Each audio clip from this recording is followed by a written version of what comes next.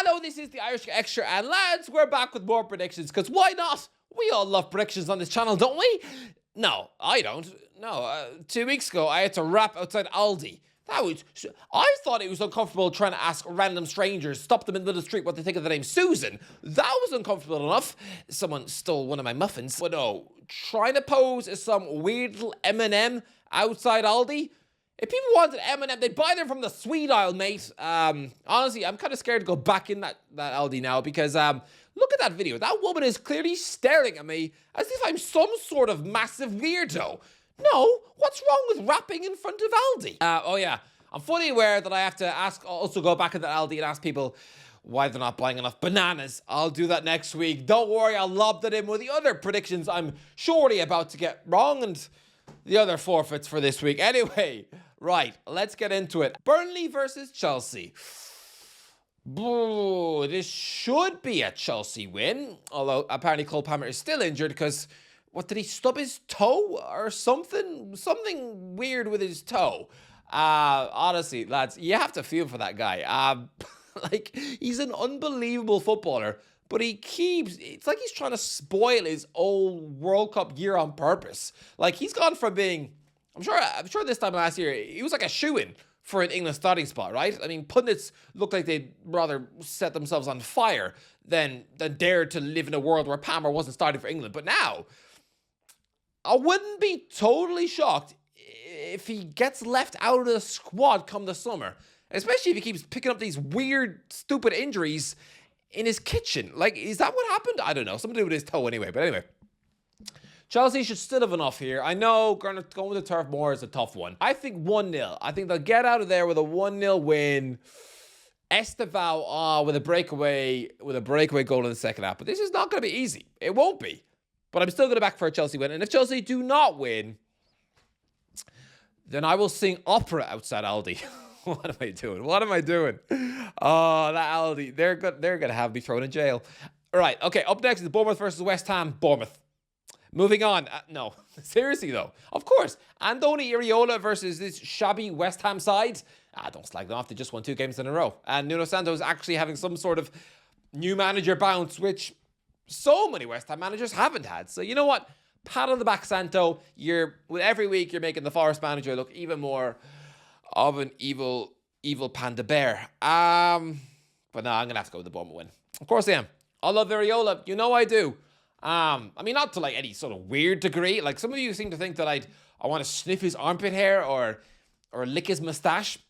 Doesn't even have a mustache, but no, not at all. I just think he's a very good manager. I think he's top class, and I've always thought this, even when most of the Premier League were trying to run him out of town after his first winless 9 games. So, Bournemouth win, and a good win, 3-0, I think. And if Bournemouth do not beat West Ham, then I will stand outside Aldi and pour a bottle of ketchup over my head. Why not? Why not?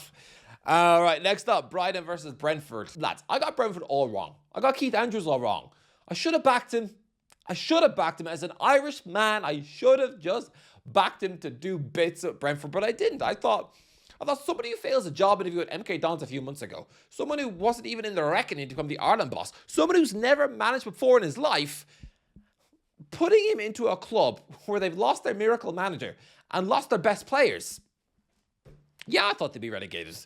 But no, they're doing a good job, and I think they will leave Brighton with another good result. Michael Kyoto is the new Roy Delap.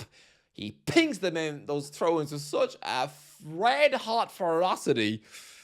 I think Brentford are going to leave here with a 1-1 draw. I'll go with a Welbeck goal, and Brentford will score from a throw-in. I know they will. Dango Oratara heading one in, 1-1.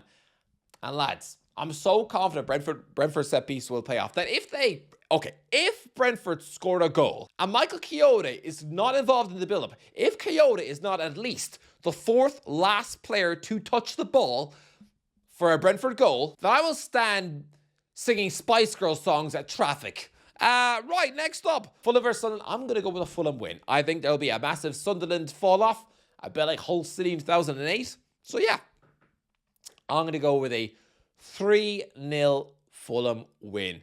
Alex Iwobi, Josh King, and Emil Smith are off the bench. Oh, by the way, the Bournemouth goals, I forgot to do. Evan Nielsen, Kloopy Jr., and Tyler Adams. Why not? Okay, moving on to Liverpool versus Nottingham Forest.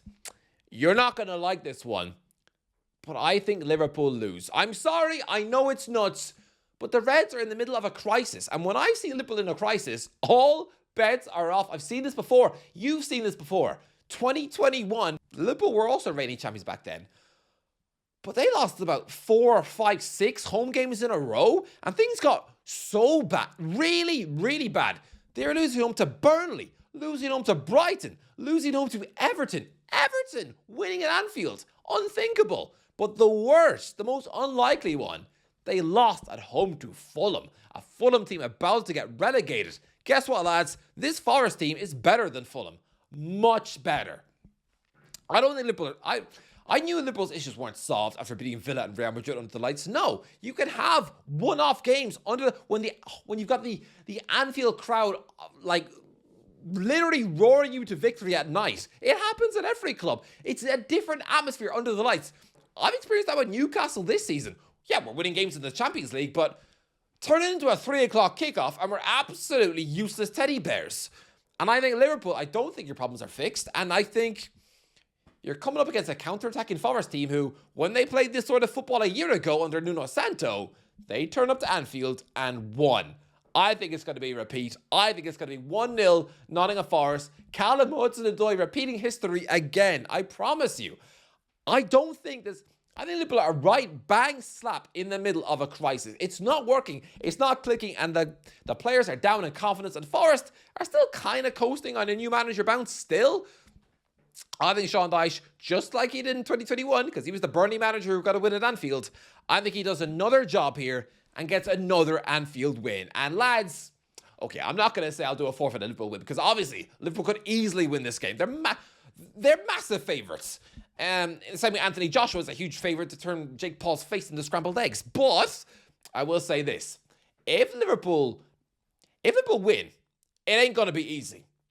So I'm going to say this. If Liverpool win this game by 3 or more goals, then why am I just thinking of Aldi forfeits? I can't get that out of my brain. There's other things to do, that I will stand in the Aldi car park and offer people some baked beans. I'll offer at least 5 people spoonfuls of baked beans. Imagine if one actually says yes. Anyway, right, moving on to the next one. Wolves versus Crystal Palace. Wolves have to get some points soon. They can't be the next Derby County.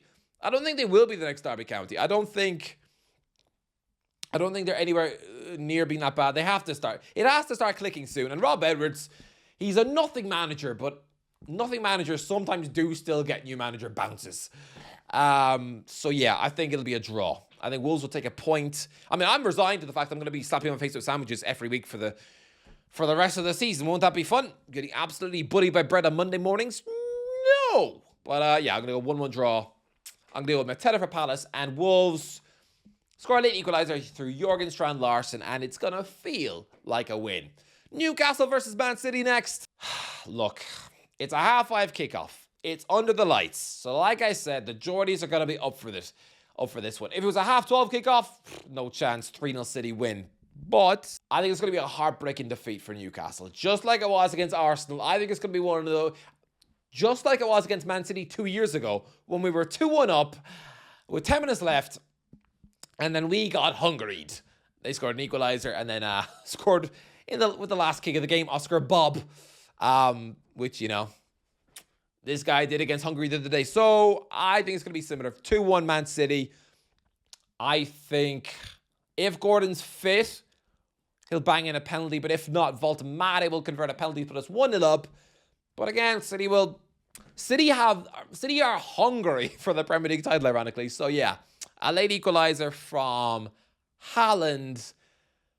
And then a late winner from... Is Rodri fit? Because it's such a Rodri thing to do. But if he's not fit, Nico Gonzalez, it's going to be rough. Yeah. Moving on. Leeds versus Aston Villa. 0-0. Yeah. Ellen Road's a tough place to go. And look, it's been clicking for Aston Villa the last 2 months. Yeah, but Leeds is still a tough place to go. 0-0. And next up, Arsenal versus Spurs. Oh, North London derby. This is going to be tense. This is going to be a big one. Oh, Arsenal need to win. They literally, I mean, Man City are absolutely chasing you down. Man City are like it's like being chased by a grizzly bear when you've literally got a pot of honey in your hands. Okay, I don't know if bears actually like honey. Maybe that's just Winnie the Pooh. But still, Arsenal should be scared, and it'll be tense. It always is North London derby day. I think it'll be a close game up until the last 10 minutes, and then Arsenal will score a bunch of goals to run away with it and make it look bigger than it was. I'm going to go 4-1 Arsenal. Van de Ven will open his scoring for Spurs. Spurs will be 1-0 up at half time, and then 2 quick-fire ones at the start of the second half from Trossard and Rice, and then 2 past the 85th minute from Gyökeres. Why not? 4-1, but it'll be a lot closer than it looks. Oh, and by the way, if Spurs win this game, if Spurs magically win this game, then I'll go back to kissing doors. Why not? Next up, Man United versus Everton, the last one of Monday Night Football. David Moyes returning to Old Trafford again. Man United win. Man United have been in good form, guys. Yeah. I'm going to go with a Manchester United win. Pretty comfy. 3-0. 3-0. An old school, comfy Man United win at the Theatre of Dreams.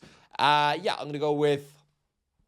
Okay, Shesh goes out. I'm going to go with Cunha and 2 for Mbemo. It's going to be a big night for Man United. And that's it. That is the predictions, lads. Let me know in the comments. Have I got these massively wrong? Probably. And yeah, I know I'm going to have to attack on the other forfeits to do, like the shepherd's pot and the bananas. I know. So whatever happens, it's going to be a very uncomfortable Monday afternoon. Anyway, that is the end of the video. If you enjoyed the video, don't forget to like, share, please. I'll talk to you in a while.